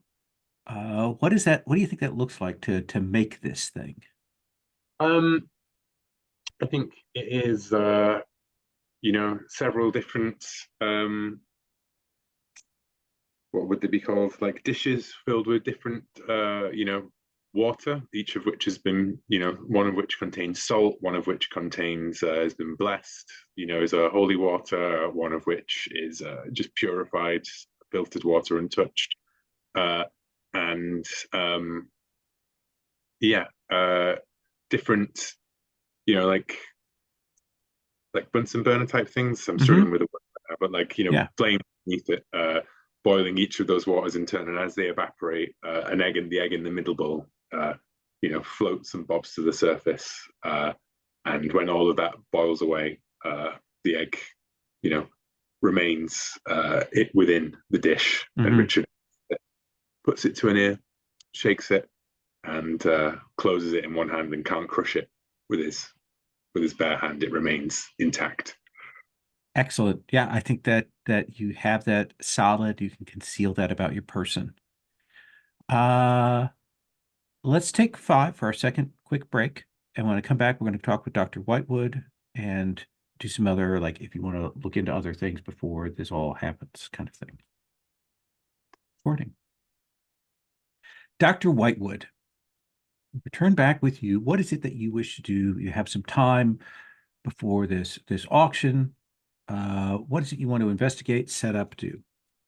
I think now that we're back in Oxford with a number of esoteric items, it is the ideal environment to try to bring discipline to these visions I've been having, and trying to use the old field microscope as a focus to help me begin to make sense of these peculiar visions. It's like I'm seeing beyond the normal spectrum. So that's all. I'll settle for that, because then I'll feel that I can use mystic visions, and spend stability to use it. Yeah. So you've always had the ability to kind of make a magic point spend to kind of see some things and to invoke the Zoas. What are you doing to get yourself to regimentize and deepen that process to be able to see further? Well, I mean, given that I still believe in science and the intellect, I think it's probably some form of meditation, self-hypnosis, some seeking to understand myself, almost applying psychoanalysis to myself, as I would with a patient who was reporting that they were seeing things. But the objective here is to process what I'm seeing, not to pretend it's not there. Absolutely. And I think that as you are doing that, as you are getting yourself set, manifesting this vision, you're remembering how you were able to do this, to analyze everything at that accident site, like the clinical nature of it, the ability to do that, kind of reaching further. I think there is, just as a brief passing, voice that comes into your head as you do this is that voice of Mr. Brothers, who says again that same sort of, if you wish to reach further, I could help you with that. Kind of passes through, but you will focus in on what you're doing and kind of lock that in. Good to know. Let's bring the group back together again. Essentially, we'll assume that paths have crossed, and uh, uh, that has been arranged. I assume that you are sending a letter to Jaeger to confirm your attendance on Bradbury's behalf, then? Yeah, I would have thought that our forged letter is, thank you for your invitation. I will be sending my agents on our behalf. I can't be called away from, the estate because things are underway in motion. Yes, at this difficult time. Yes, absolutely. We'll quickly get a letter that will arrive to your agent. Essentially acknowledging. In this case, you are going as Dr. Whitewood. Okay, Richard. Yes, I think so. Okay. Are you just Dr. Whitewood and company, or are you naming Richard? Richard, what do you think? Do you want to be Richard Fraser, given the book? That reputation might not play to your advantage in this context. Yes, perhaps will be just Mr. Fraser. Not Richard Fraser, but just Mr. Fraser. No need for first. Okay. So you'll definitely be able to do that and get that set up. We've got a little bit of time for the group if they want to look into things, investigate, do things. I'd like to have a chance to do a go around. I might have some other things to throw at you in the meantime.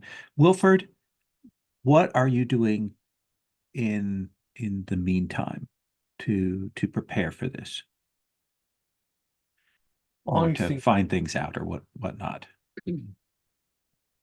The other attendees, but I can't really do that from Oxford. I was going to speak to the invite we got, or Portmore, not Portmore.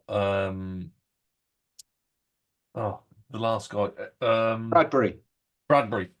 How did he receive the invitation? Was it a telegram? It was a letter that was sent to him. So looking at the because we stole that. I'm going to think that it was posted in the area. So I want to try and find out who else may be attending. Okay. So essentially head back to Gorleston on the Sea, and check and see what you can find out there. Yes. Let's see. Are you doing this by kind of chatting people up or something else? Because I'm prepared to spend a point into bureaucracy, the post office. I think that seems reasonable. Yeah. Because there's definitely a sorting office in Great Yarmouth. So it would have gone through there. I'm not saying people know every letter. But yeah, maybe somebody will say, "Oh yeah, I remember a bunch of sort of letters that were all bundled together." You pass along, a chat, and you're talking with someone, and you're kind of it's becoming clear. I mean, you're kind of asking, you kind of playing a little bit of the private eye kind of thing, investigating, and I think in this you'll mention Portmore, and the person that you're talking to go, well, there was a couple of letters sent, as I recall, from Dr. Jaeger to Portmore. And then there was a reply back, as I recall, and he sent a letter out to someone care of Portmore's estate. Not Portmore himself, but another person. What was his name? Maxwell Pierce. Maxwell Pierce Yes. operating on behalf of Portmore. Max. Yeah. It struck me because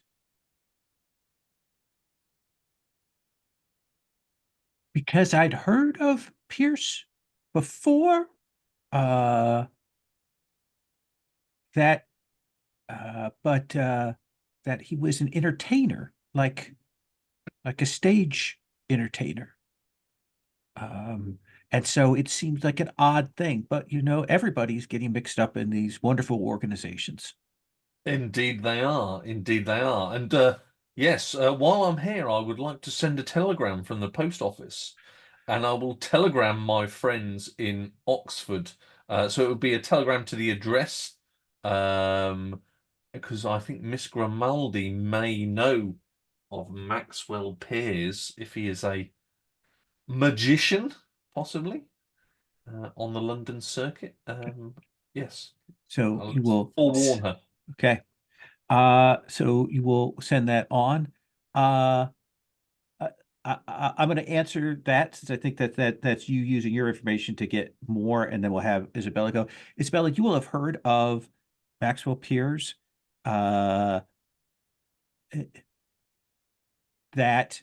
he has been an actor, but in terms of his connection to that, it's actually his uncle was a fairly famous stage magician named Nightingale Unfathomable. And when did he last? What was his notable trick? He had a number of vanishing boxes and illusions based on stories and fairy tales. He retired quite early. He ended up raising Pierce when Pierce's parents died. And he passed away a few years ago. And that's sort of when Pierce kind of stopped his acting career and started to do a little bit more of private engagements, stage magics and things. And apparently then got mixed up with Portmore. Interesting. What were his stage magics like? Pierce, like, Pierce. you don't actually get any like good, clear information on that. He didn't do public engagements. You have the sense that he was doing some of those kinds of seance and occultism combined things. Okay. So you can get that. You will know that, I think, just in general, based on your background in stage magic. What is it that you want to look into, Isabella? See, we have a magic book that we got from Armitage House, and he said that it was mostly harmless, and I think I want to look at that. On the face of it, what kind of a thing does it seem to be or have in it? It is a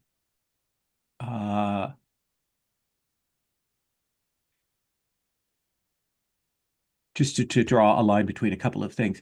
I think you will find that it is a book that you will recognize, but has clearly been, is it anodyne? Essentially made less potent. It is a book of Tibetan black magic that you had encountered before, that this is clearly a copy of that, but the really nasty things in it have been clearly elided. So it still has a lot of interesting magical things and theory in here, but it's not nearly as dark and dangerous. All right. But I know how dangerous it could be. You saw how it was used to create tulpas from dead people that didn't know they were tulpas. But it doesn't have any of that kind of thing in it. It doesn't even mention it. It mentions it, but as you look through, someone has very clearly copied this over and left those things out. Yeah. Okay. Interesting. All right. Is it? And yeah, no, that's good news. I Okay. mean, that's good to know. I Yeah. just I wanted to look at it to see what it was that was in there. You have enough familiarity with it, you can easily spin a story then of how it came into your possession. Oh that yeah, kind of thing. absolutely. And the story of the happenings and all of that stuff around it. Mhm. I'll work on my dramatic thing. Actually, that's a good question. If I'm doing a different personality, what is a good interpersonal to use for that? Well, let's see here. Well, American or art acting. But I'm not going to be American. Yeah. So if you wanted to put some points into art, acting, that would be a possibility. It actually kind of makes sense. So how many points for technical does it cost? It's 1 for 1. Oh, okay, good. I'll put all 4 in. Okay. Well, won't the 6 in disguise do the job? Oh, I can look the part. It's about actually being able to I see. Fine. carry it off. Yeah. That makes And to sense. use it for investigative spends. Exactly. Yeah. So. So yeah, so I think you are perfecting your Italian accent and Exactly. getting that all Well, set. not just my Italian accent. That is what the thing is that it's my Italian speaking English with the particular sense of impatience that needs to occur. I think you will also like you probably Sebastian probably finds this at first amusing and then a little tiring. Like maybe don't do the Italian here. I know you spent a whole month, so perfectly reasonable. But it sounded convincing. It has an air of authenticity to it. Thank you. That's what I needed to hear.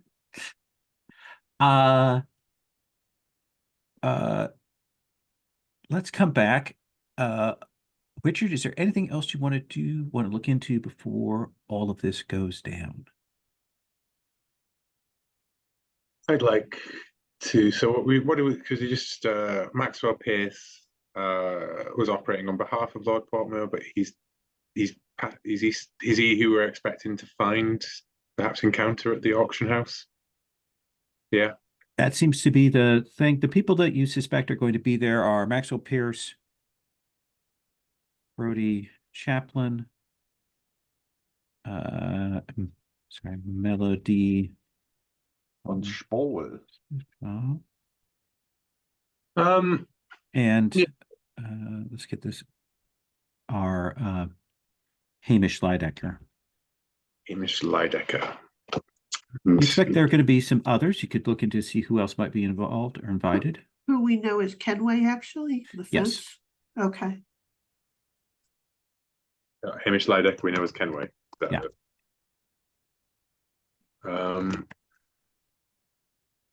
I'm wondering about this chap Morse, who appeared to be someone who'd been sucked into like the weak point, perhaps, in Portmore's organization, because we've rescued his paramour. Right, that he's still in the heart of that, and she is still pining for him. Yes. Now it depends on whether or not I can know because there's two different ways of going. I can talk to my contact, Eddie the Mouth Trent, the tabloid journalist who could tell me about the society pages and stuff like that. Or if Annabelle has a memento of her beloved, I do have a spell. There is a spell, Come and See Me. And I could arrange for Morse to be driven to seek an audience with Richard. Well, one is easy, the other one is dangerous, and likely goes down a different rabbit hole here. Goes in a different rabbit hole. Yeah. I'll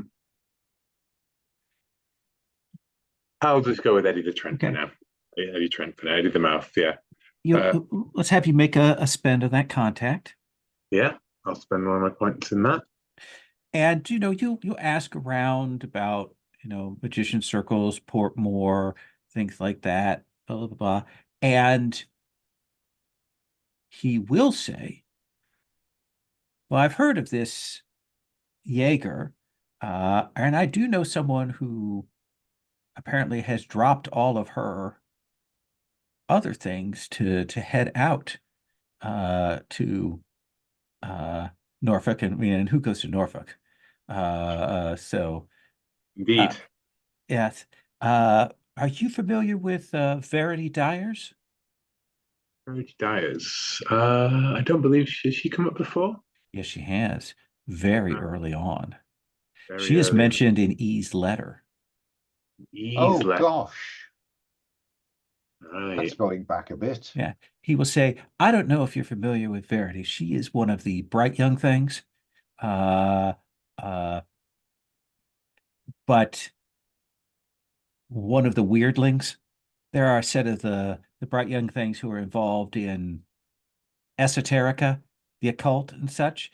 Verity is the shining light of that.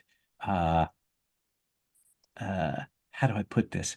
There have been a number of aged practitioners who have pursued her, and she has spurned them, and she has sucked the vital energy out of several young magicians who had ambitions, and has left them in her wake, is my understanding. Fascinating woman. I may know of an aged magician who could be. She might be interested. Yes, supposedly she is heading to this uh, auction that you speak of at Jaeger's. I've heard some unsettling things about her. She's mostly been in London of late, but apparently, from what I heard, she caused some problems up in Lincolnshire, up Mablethorpe.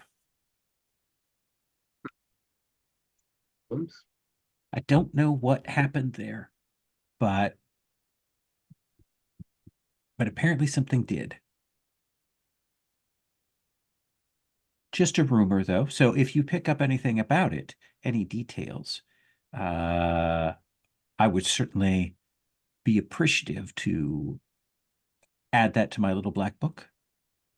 Of course. Well, I have some useful things for you, of course, Eddie. A minor figure, but important in the local area of Edale. A story that I think is should be ready to tell. He looks at the calendar. Just a few days. We could sit on it for a little while longer. Excellent. Particular black. Right. So now, I do have a question for you. I understand it.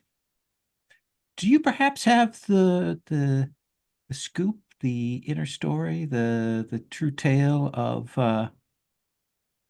Dr. Whitewood and his satanic practices? I suppose I may have some insight, Eddie. See. Yeah, there are people who are hungry for that sort of high society gossip. Word has it that Dr. Whitewood's wife has turned up with child. Yes. Well, there is a story to tell there. Well, I'm very curious about that, since people are asking the how and why of it, because Dr. Whitewood seems to have vanished. Oh, he's closer than some might think, I believe. Ah. But these could all be traded, Eddie. Yes. But I suppose we'll have to wait until we're done with our business, unless you have anything more for me. No, that's what I have in my hands for you. Well, Dyers. I actually can't find any mention of Dyers in the letter from Eve. Verity. I thought she was mentioned in that document. She is now. Yeah. Hang on a second. Let me see if I'm reading the wrong thing here. The E's letter appears to be about Morse and the wounding of the Silver King by Portmore. And then there is a Darcy parcel letter. Darcy parcel letter. I think the original letter there. Yeah. Which references the Comte Saint Ledoux, who is Morse's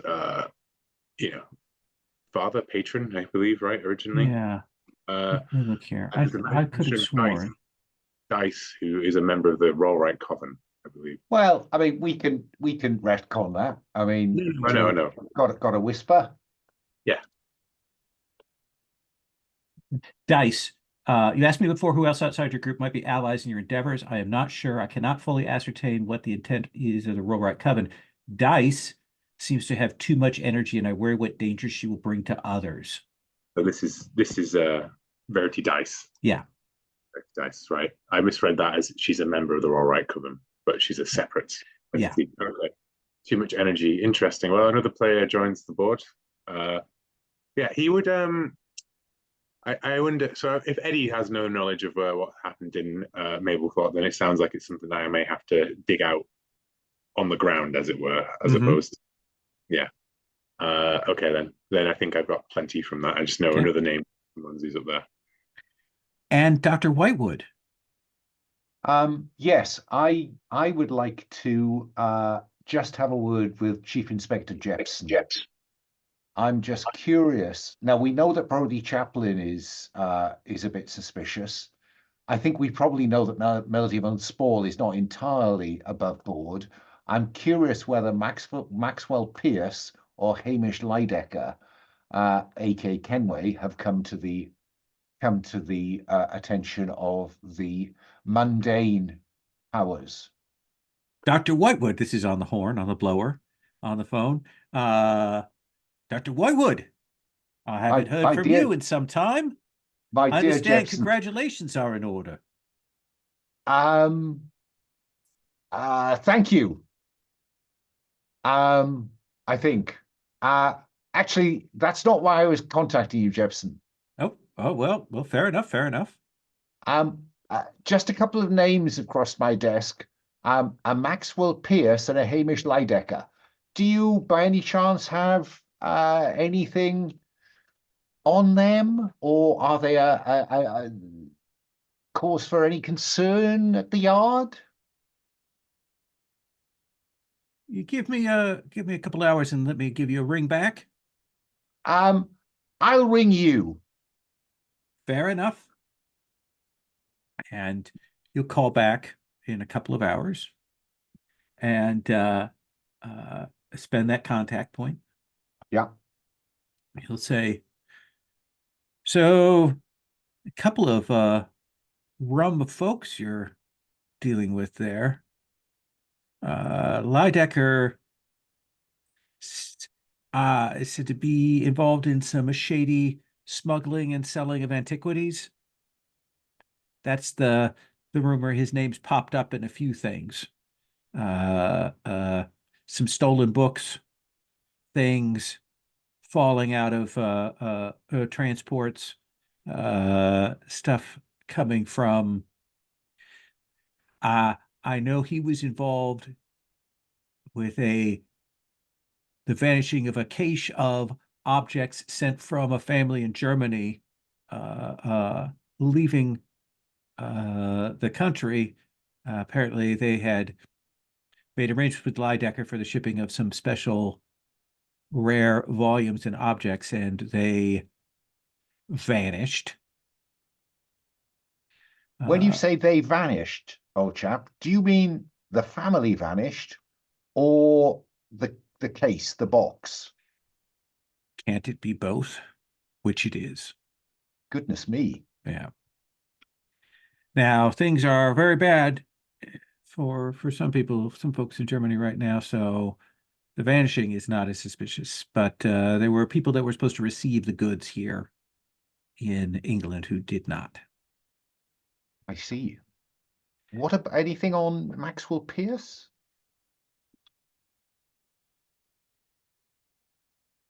We had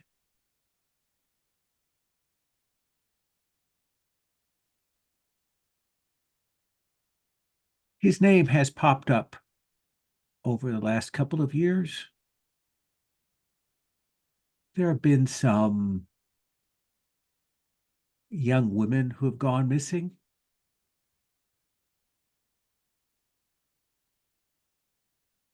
And in at least two of the cases, his name was in connection and he was questioned. The people I talked to couldn't find anything, couldn't make any specific connection, but they disliked the man.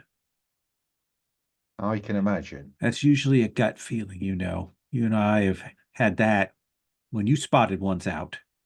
Yes, yes, I know exactly what you mean, old chap. He's apparently mixed up with the fascists. I was afraid you would say that.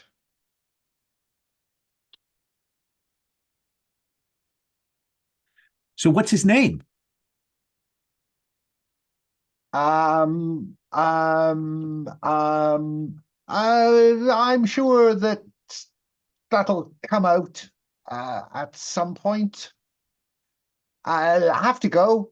Cheerio. Okay, and you will hang up on your Click. old friend Inspector Jepson. Oh, that is a line I had not expected to emerge to bite me on the bum. Thank you for that.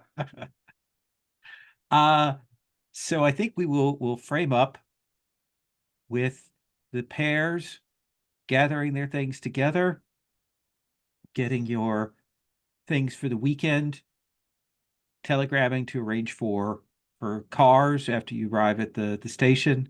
And as Beltane approaches, we will see all four of you on a train headed for East Anglia. Sound reasonable? Yeah. It does. Okay. I would, if you were amenable, wish to insert a little cutscene Please. before we cut this episode. I think we cut to the sitting room at Whitewood's house in London. We see Emmeline and the young woman who's staying there, whose name always escapes me, Annabelle. And there is a cot next to the sofa, and they are clearly speaking to someone where the camera is, and they're saying, so these do seem to be perfectly solid references. And you've worked with children before? Yes, mum. And all is well. Young children, older children, all of them, mum. A number of young children, mum. Well, then I see no reason why you shouldn't start. One question. I notice your hand is bandaged. Yes, mum. Might I inquire what? A fire, madam. A fire. I think that is perfectly fine.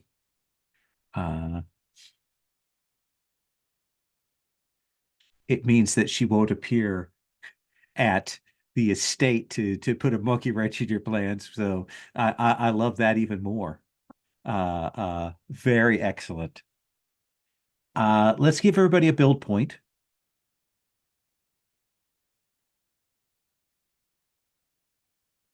And let's do a quick stars and wishes. We will start out next time with arriving Godsford Park style at the estate here. Let's start with Paul. I'd like to give a massive star out to Sherry for coming off the back of an illness, which clearly is still troubling you a bit. And you're seen in the you had a good plan. And I think I thrust you a little bit into that woman's shop. Normally I rely on other people to I come up with some broad brushstroke and some other people to come up with some. So thanks for playing along with that, because I did dump you a little bit in there, I think. Richard or Will for Richard's. I'm sure he's going to stop living in the real world soon and just we'll try and save Albion in the ethers at some stage and realize that we got to save it here and now. And Alan, the whole child thing I thought was very, very good. Done really, really well. And Lowell, really good layers and layers and layers are dropped in there. I like how the sort of fascism is starting to play a bit of a key.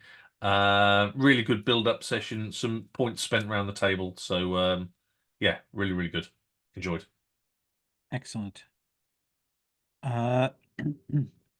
Isabella. I want to thank you all for being so gracious, because I have been out of it. But all of your scenes were excellent. Richard's, I don't want to say descent. How about flinging himself into the persona, the Aethers? It was wonderful to watch and scary to watch, and I'm looking forward to seeing how that all rolls out. Dr. Whitewood was fabulous in Manic, and Alan, biting yourself that particular way at the very end was so good, so good.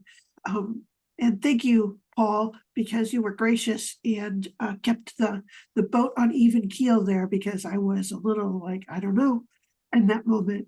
I apologize for not being at the top of my game, because it definitely was not. But I was so glad to be here with you. Thank you. Richard. Yeah, I'm glad that we were able to play. I'm glad that people are better. It's good to be back in it. I'm glad to have Portmore and more magical items on our regard. And I'm glad that everyone's okay with my character basically nagging at them all to do magic, because I certainly will be intending to approach pretty much every problem with magic where I don't feel that it's going to derail the session. Like summoning Morse to come speak with me felt like it would be a bit of a time, like spotlight commitment as opposed to a general thing. But that's pretty much my only limitation. I'm going to try and run Richard into the ground over the next few sessions. What happens when you reach 0 stability? You lose sanity points, right? Yeah, I think so. I think there is a crack up incident at that point. I have to go back and look at that. Now that we're getting some bites on those, we definitely should. Well, I mean, I've got if I'm not going to be turned into an NPC when I hit 0 stability, why am I being so precious with them? Exactly. Exactly. I think stability can go quite a long way negative before things get awful. Yeah. Music to my ears. Yeah, there you go. So don't be worried about losing some. If I recall correctly, negative stability is one of those things where it becomes tougher to get back from, but much like the health thing. Just while we're in this section, all those spells, all the things, like I don't want to, you know what I mean? There's like I've got a reticence to pull too much from stuff that perhaps it's not fair to say that Richard knows, but like that list of stuff I see, one of the things is that most of those things, the mystic vision and some of those things that come from your practice of magic are not learned as spells. They are things that you can do So we can all do that. You can all do that because there's no mechanic for buying those. It's just Okay. part of your magical practice. Particular spells are things that you would learn, but I think those in the Mystic Vision, the Banishment, the Dowsing, the Illusions are all part of your practice. Okay. So we can just take that as available. Then I will add those to my sheet and put how the spell works in the notes, and then we've all got it accessible from there, even if Richard is the only one who does it all the time, because Sure, he's going to become the next Grand Magus or whatever. that makes sense. And the former Grand Mage said Dr. Whitewood. Yeah, the Wizard of the Whitewood. I know I had a lot of fun today. I think that thanks all for indulging Arthur's mood swings and psychoses and his seeing things and allowing me to bookend the baby. That was good fun. Thank you.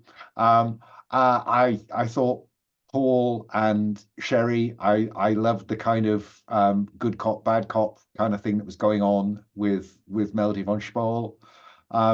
And Will, Richard is simply running towards a precipice like a lemming, and it's a joy to watch.